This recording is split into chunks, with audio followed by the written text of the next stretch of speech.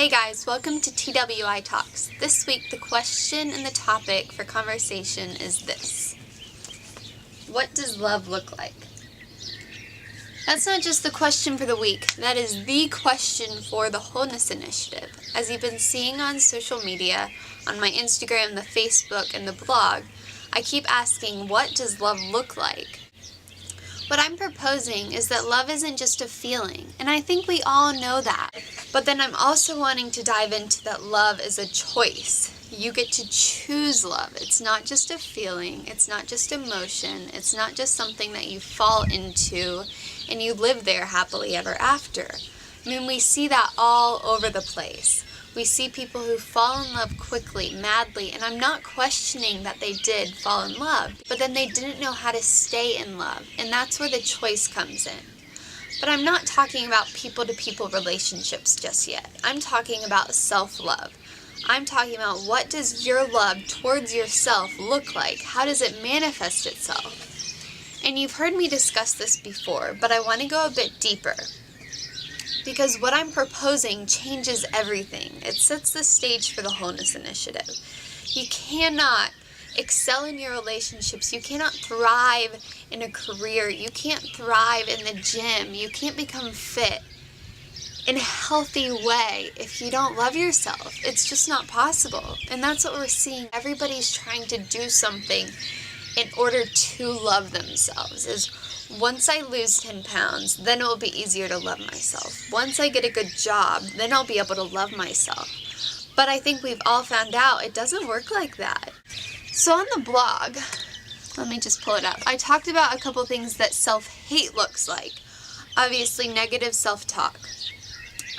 Remaining in abusive relationships. Punishing and shaming yourself. Being pessimistic and viewing life through a helpless lens. We'll talk way more about that. All of the obvious. But then I got into the nitty-gritty. In order to choose to love yourself, you have to start acting upon it as though you already do. It's like saying, I'm going to commit to loving myself even though I don't feel it right now. So we're setting the feeling aside. That's really key in what I'm talking about. I believe love's a feeling. Don't get me wrong about that. I feel so much love towards my husband. I feel so much love towards you. That's why I'm doing this. But I'm doing this, and that's the act of love. That's me communicating in action, hey, I actually do love you. And this is where it gets a little bit tricky, and I'm gonna step on toes, gonna admit that, but it's because I love you that I'm stepping on your toes. Eating junk food and having a nutrient void diet, you're communicating to your body, hey, I don't care about you. I don't care enough about you to give you what you need. I'll stick with the topic of food. What does loving yourself with your diet look like? And no, I'm not saying you should never have a cookie. I am saying if you know that you can't have that one cookie without it turning into an all-out binge, then you need to stay away from the dang cookie. You've got to. It's like being an alcoholic. The alcoholic doesn't test himself in the name of balance and moderation.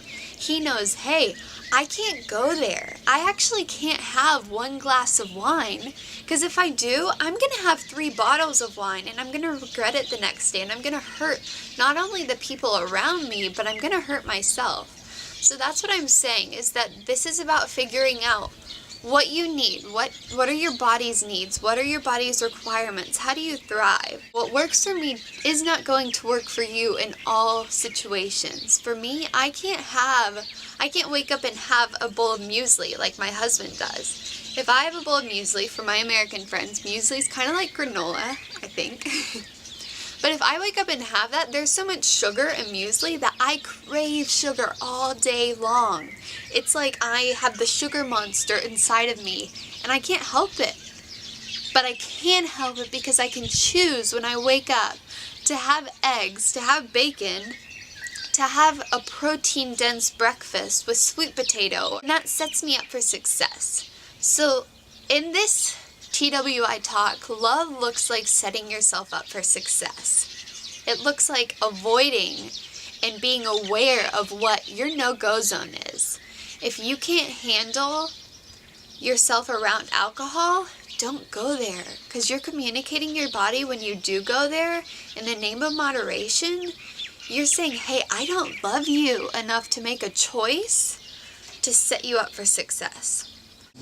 So yeah, let me know what your thoughts are. Let me know what you think love looks like in the terms of love looks like setting yourself up for success.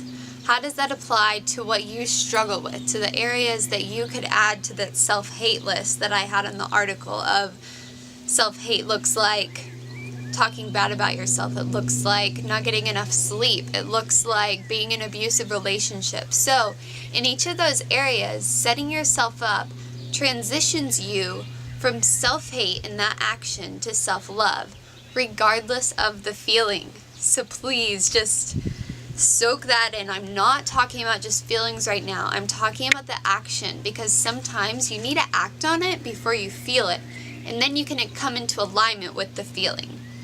Because with the Wholeness Initiative, I do believe in the power of feeling love, of being saturated with that inexplainable, unconditional emotion that you can ride on.